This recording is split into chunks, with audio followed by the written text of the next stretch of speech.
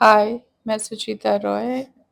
ये मैं एक इवनिंग पार्टी मेकअप लुक करने जा रही हूँ और इनको ड्रेस इन्होंने ब्लैक कलर का ड्रेस पहना है और स्किन इनका बहुत ज़्यादा ड्राई है और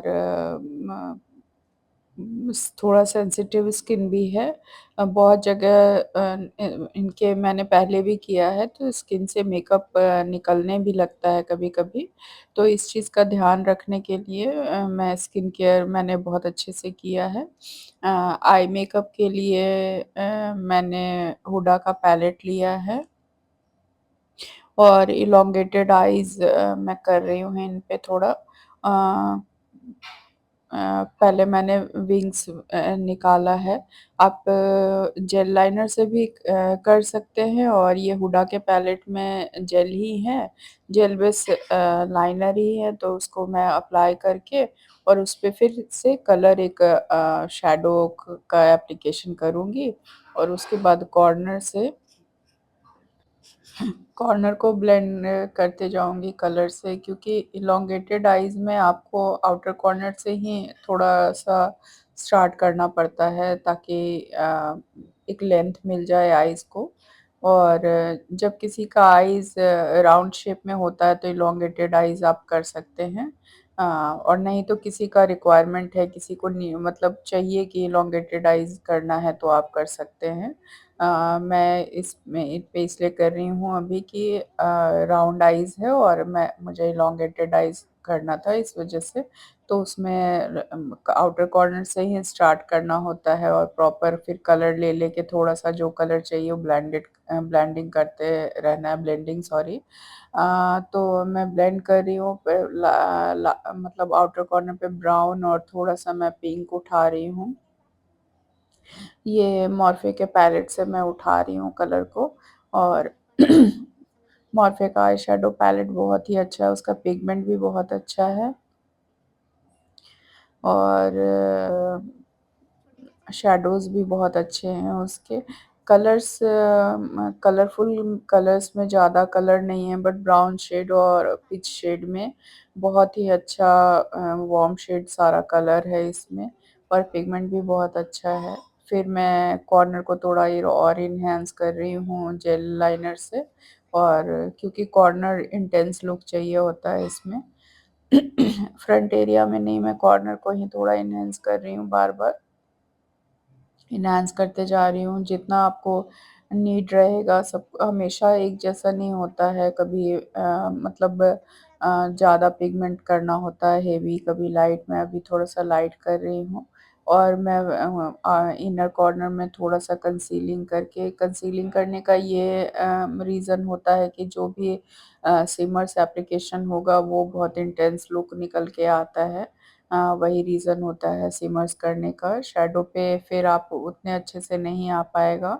और जब मैं हाथ से ब्लेंडिंग कर रही थी, मैं ये इसलिए बताना चाह रही हूँ, तो वहाँ से कलर हट गया था क्योंकि मैंने अपने हाथ से इनके फेस पे मॉइस्चराइज़र अप्लाई किया था और मेरे हैंड में थोड़ा मॉइस्चराइज़र रह गया था। तो इन सब चीज़ों का भी बहुत ध्यान रखना पड़ता है कि हाथ को बहुत अच्छे से हमेशा पोंछ लेना चाहिए, नहीं तो फिर आप जहाँ पे भी हाथ रखिएगा वहाँ पे से निकलने लगेगा प्रोडक्ट, क्योंकि मॉइस्चर रहता है हाथ में। और मैं ये पैलेट लेके और इससे और मैं पिंक शिमर यूज़ कर रही हूँ। मैं थोड़ा-सा, बहुत ज़्यादा नहीं, मैंने थोड़ा-सा बस बहुत फाइन ग्लिटर्स है ये, आपको काइंड ऑफ शिमर्स ही लगेगा। बस शाइन है तो मैं थोड़ा-सा इस शिमर को यूज़ कर रही हूँ। स्टूडियो 11 का ये फिक्स लैश ग्लू है, उसी से मैं टू वे जेल से कर रही हूँ। और मैंने प्रॉस के पैलेट से थोड़ा-सा पिंक शेड लेके और सबको एक साथ मर्ज कर दिया है। और मैं जहाँ पे भी लाइन्स है उस लाइन्स को मैं एक बार ब्लेंड कर रही हूँ अच्छे से। और मेबेलिन का जेल लाइनर है जो कि बिल्कुल स्मज नहीं होता है, तो इसको भी मैं बहुत सालों से यूज़ कर रही हूँ, तो आप भी यूज़ कर सकते हैं इसको। और ये कहीं नहीं जाएगा, स्टे भी इसका बहुत अच्छा है। मेबेलिन का ही मस्करा भी यूज़ कर रही हूँ मैं। कुछ चीज़ें हैं जो अच्छी लगती हैं वो हमेशा रखना पड़ता है और क्योंकि लैश लाइन पे जेल नहीं लगा था कब तो उस वज़ह से मैं उसको कर रही थी और मैंने मर्ज कर रही थी और उसके बाद लैशेज़ लगा के और एक बार लिक्विड लाइनर या पाउडर से भी यूज़ कर सकते हैं। मैं लिक्विड लाइनर मुझे ठीक लगता है, मैं लिक्विड लाइनर से करती हूँ और उसके बाद आर्टिफ़िशियल लैशेज़ और इनका जो नेचुरल लैशेज़ है दोनों को मर्ज कर दे रही हूँ और बहुत अच्छे से दोनों मर्ज हो जाता है। उसके बाद आउटर लाइन में मैं अपर लाइन में मैं काजल लगा रही हूँ और क्योंकि स्किन मैंने बताया ही था कि सेंसिटिव भी है और काफ़ी ड्राई भी है इनका स्किन, तो मैं ऑयल भी थोड़ा लगा रही हूँ ताकि अच्छे से ड्राइनेस जो है वो कवर हो जाए। स्किन प्रिपरेशन से मैंने देखा है कि बहुत फ़र्क पड़ता है। ये भी ध्यान देना पड़ता है कि किसका कितना एब्ज़ॉर्ब कर रहा है और ये आपको जब आप आई मेकअप करते रहेंगे तभी आपको समझ में आ जाएगा कि स्किन ने मॉइस्चर को कितना मॉइस्चराइज़र को एब्ज़ॉर्ब किया है। उससे आपको पता लग जाएगा कि इस 3rd स्टेप मान लीजिए या 4th स्टेप में आपको स्किन केयर करना है तो कितना प्रोडक्ट एप्लीकेशन करना है। और ये मैं एक रिवर्स मेकअप आज कर रही हूँ। आप समझ सकते हैं कि मैं मतलब रिवर्स कॉन्टूर कर रही हूँ। मैंने पहले ही डार्क कलर पूरे फेस पे अप्लाई कर दिया है। इससे क्या होता है कि स्किन आपका बिल्कुल स्नैच लुक आएगा और न्यूट्रलाइज़ भी हो गया स्किन जहाँ-जहाँ मैंने ऑरेंज कंसीलर करेक्टर लगाया था वो वहाँ पे सारा न्यूट्रलाइज़ हो गया और ये फाउंडेशन मैंने क्रायोलॉन का क्रीम मैंने लिया है। और बहुत बार बहुत लोग बोलते हैं कि क्रीम यूज़ करने के बाद लिक्विड नहीं यूज़ करना चाहिए, बट उसका भी सेम यदि फ़ॉर्मूला रहेगा तो कोई इश्यू नहीं है। बहुत ये क्रीम थोड़ा तो क्रीमी है, सुप्रा बेस तो क्रीमी ही रहता है, तो स्किन पे बहुत ज़्यादा क्रैक्स आने का डर नहीं रहता है। और मैं नेक पे भी करेक्शन करती हूँ क्योंकि नेक पे भी बहुत लाइन्स होता है, अनइवन टोन होता है इस वज़ह से। और अब मैं हाइलाइटर एरिया पे वही ये लॉरियल का कंसीलर यूज़ कर रही हूँ। अ, इसको रिवर्स टेक्निक भी बोलते हैं कि पहले आप फेस को डार्क कर दीजिए और उसके बाद फिर उसको हाइलाइट करना स्टार्ट करिए धीरे-धीरे। तो जो फेस जितना फेस को हाइलाइट करना है उसी फेस पे उतना दूर ही हम लोग अ, थोड़ा-सा 1 शेड या 2 शेड कंसीलर यूज़ करेंगे और जिस हिसाब से नीड हो उसी हिसाब से मैं थोड़ा-थोड़ा कंसीलर लेके और अब मैंने टू फेस्ड पहले मैंने लॉरियल लिया था, अब मैं टू फेस्ड का 1 शेड और फेयर लेके और इनका पूरा अच्छे से ब्लेंड कर रही हूँ और आप देख सकते हैं कि मैंने कोई भी बहुत ज़्यादा फेयर भी नहीं दिया है इनको जो इनका स्किन टोन है उससे 1-2 शेड ही मैंने लाइट किया है और लाइट करने का ये रीज़न नहीं होता है कि कोई गोरा कर देना है, लाइट करने का ये रीज़न होता है कि आप एनहांस कर रहे हैं उस पोर्शन को और एनहांस तभी करेंगे जब उससे 1 शेड या 2 शेड लाइट आप लगाएँगे तभी वो प्रोडक्ट निकल के फेस उभरेगा। हम कॉन्टूर और हाइलाइट क वाला टेक्निक जो होता है वो यही होता है। तो ये एक टेक्निक है कि आप लाइट कलर लगा के और एनहांस करते हैं और हाइलाइट करते हैं फेस को और डार्क कलर लगा के आप फेस को कॉन्टूर करते हैं या समझिए सप्रेस करते हैं, फेस को दबाते हैं।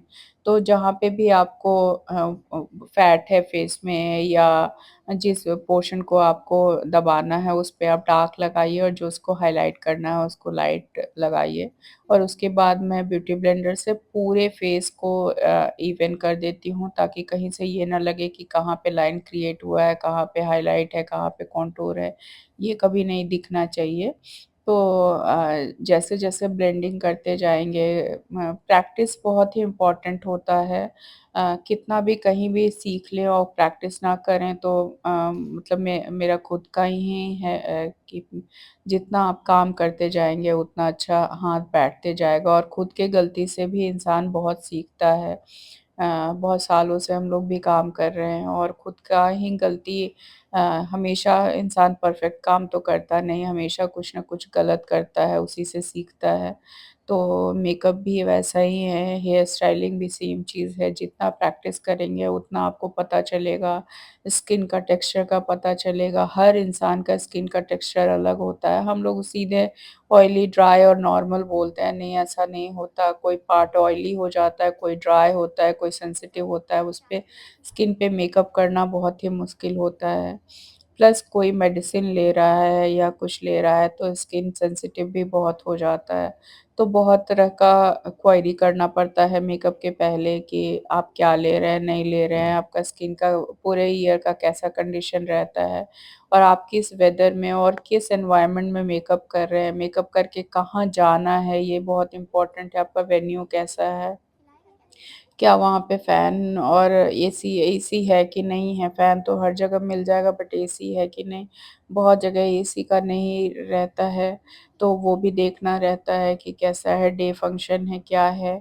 तो उस हिसाब से ही मेकअप को करना होता है, तो स्किन का कहने को टेक्सचर और ये बट बहुत सारा चीज़ ये सब चीज़ों का भी मेकअप आर्टिस्ट को ध्यान रखना पड़ता है बहुत ज़्यादा। और ये लिक्विड ब्लशर मेरा मैंने हर वीडियो में मैं बोलती हूँ, यदि आप मेरा वीडियो देखते होंगे तो मुझे आपको पता होगा कि लिक्विड ब्लशर मेरा खुद का मैंने बनाया है, डीआईवाई किया है। तो और आप ग्लो देख सकते हैं कितना अच्छा ग्लो आता है और कलर भी कहीं नहीं जाता है। मैंने देखा है ये पूरे ब्राइडल पे रात भर स्टे कर जाता है बहुत अच्छे से। तो फिर उसके बाद मुझे लगा कि थोड़ा-सा एनहांस और करना चाहिए फेस को, तो मैंने एक शेड और लाइट लेके और बहुत कम एरिया में आप देख रहे हैं, बहुत कम मैंने कंसीलर लगाया है और मुझे जहाँ पे नीड लग रहा था मैंने वहाँ पे थोड़ा-सा उसको एनहांस कर दिया है। व्हाइट करने का कोई मेरा वो नहीं है कि मैं इसको व्हाइट कर दूँ, बस मैं एनहांस कर रही हूँ इसको। जिस पार्ट को लाइट करूँगी वो एनहांस होके निकलेगा और निखर के आएगा काइंड ऑफ फेस। तो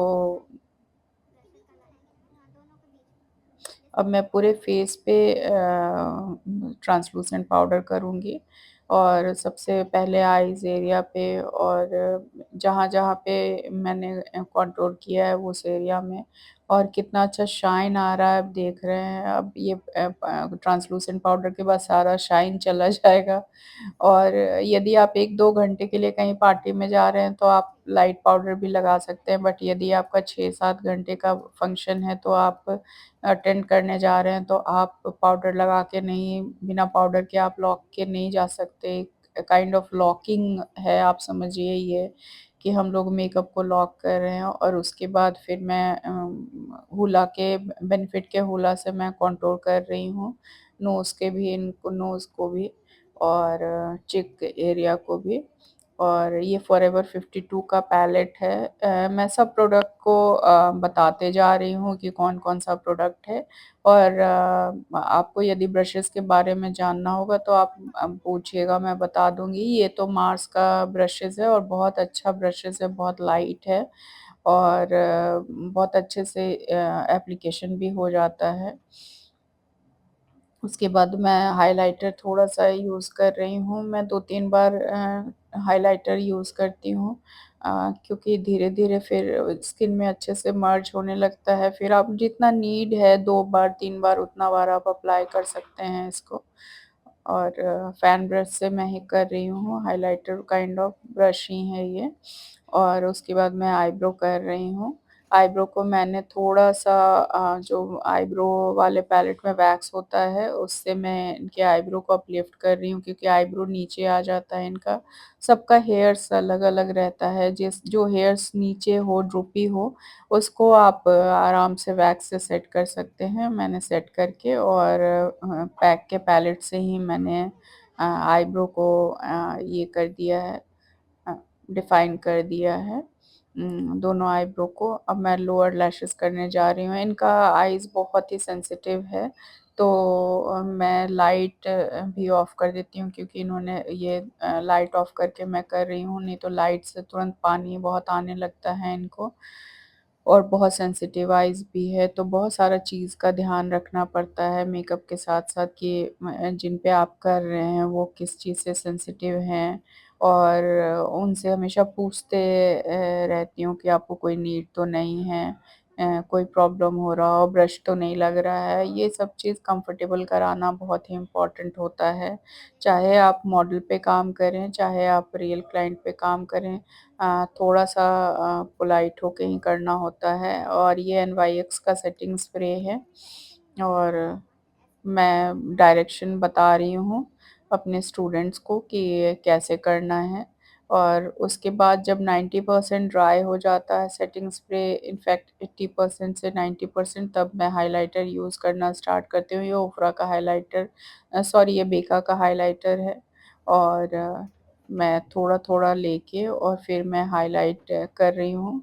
और क्योंकि इनका आइज़ बहुत ही, मैंने बताया ही था कि सेंसिटिव था, तो मैं सारा कंप्लीट करने के बाद फिर इनका मैंने लास्ट में फिर से, तब कैमरा ही ऑफ हो गया था, मैंने लाइनर को इंटेंस किया था इनर कॉर्नर पे।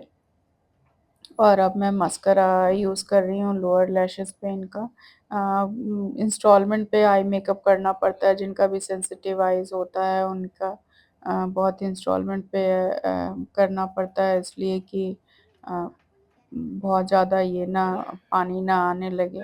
उसके बाद फिर ये कलर बार का पेंसिल है, इससे मैं एक आउटलाइन करके, और पारुल गर्ग मैम का एक लिपस्टिक है, उसको मैंने अप्लाई किया है। और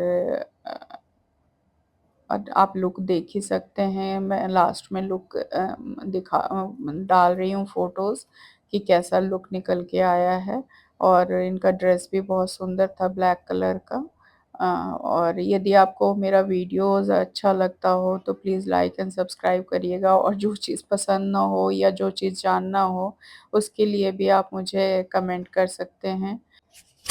मेकअप में कोई भी प्रोडक्ट, ब्रशेज़, कुछ भी जानना हो तो आप कमेंट करिएगा। मैं कोई भी चीज़ छुपाना मेरा कोई मकसद नहीं रहता है, बस क्योंकि वो कैमरा में नहीं आ पाता है इसलिए।